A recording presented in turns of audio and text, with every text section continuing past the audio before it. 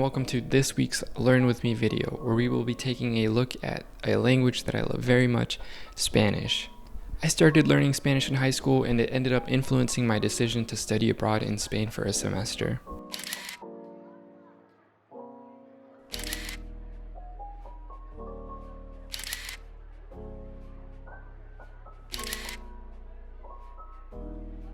If you're brand new to the language or you already have some experience like myself, it's important to practice your skills to continue steadily growing as a speaker. I feel like the minimum amount of time that you should be spending on any hobby is at least 25 minutes a day. Any less, and I just don't think you get into the flow that is necessary to focus and learn.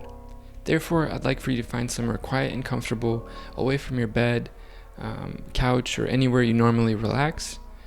If you play games at your computer and it's somewhere that you normally associate with having fun, I'd probably find somewhere else to study. If you're using your phone as a timer, I would suggest putting it on Do Not Disturb and setting it a little bit away so that it doesn't serve as a distraction. If you're a beginner or you haven't studied in a while, I found that Duolingo was the best resource to use to get into the groove of learning Spanish. It's a free resource that helps you become more accustomed to hearing and thinking in the language. However, Duolingo will definitely not be enough by itself, so here are the 5 basic topics that you are going to be studying. Vocabulary, verb conjugation, speaking, listening, and reading. These don't have to be done all in one session, but they're what you're going to actively be working on, so keep them in mind.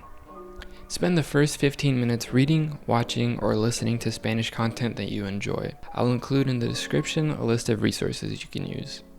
As you do so, pay very close attention to what is being said and identify words that you don't know so that later you can put them in an index card system like Quizlet or actual index cards if that's what you like. You want to expand your vocabulary, and those are the words that you're probably going to encounter again.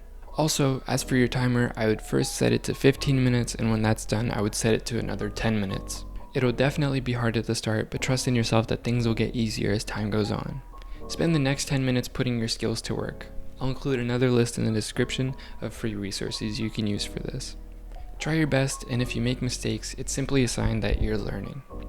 At the end of the 25 minutes, spend at least a few moments to appreciate what you've just done. 25 minutes ago, you knew a lot less than you do now. If you're going to continue studying, I would suggest taking a 5-minute break where you don't go on your phone, because for me, I feel like it sort of pulls me away from studying. I end up going on social media or something. So what I normally do is I daydream, or I just look out the window or something where I don't really have to focus too much, but it's not pulling my attention away. If you have the time, I would suggest doing one of 2 things, or maybe even both. The first is writing a short paragraph in Spanish about whatever it is you want to talk about. It could be about your day, or it could be about what you've just learned, but it's important to get into the habit of actively thinking about conjugations and what words you should use. The second is a short speaking lesson where you essentially do the same things you would do with the writing, but out loud and on the fly. You could choose to record yourself or not. I personally do, because in the future I want to look back and see what my Spanish speaking level was at and see how far I've come. If you want to dedicate yourself even more and learn Spanish even faster, you could incorporate it into your off times. So instead of watching an English movie, you watch a Spanish one, or you listen to Spanish music or read a Spanish book. If you're on social media a lot, you could follow some Spanish pages. So in summary, find somewhere quiet, comfortable, and distractionless to do your studying, and put your phone on Do Not Disturb. Spend the first 15 minutes reading, watching, or listening to Spanish content, and spend the next 10 minutes practicing. Keep these 5 areas in mind, and make sure the work you're doing is directly falling into one of these categories. Here are some of the resources you can use, and I'll make sure to include these down in the description. Remember to take 5-minute breaks without your phone, and make sure to do the writing or speaking practice if you'd like to learn a little faster. Remember that you can also incorporate Spanish into your off time in different ways, whatever suits you best. That's all I have for you today.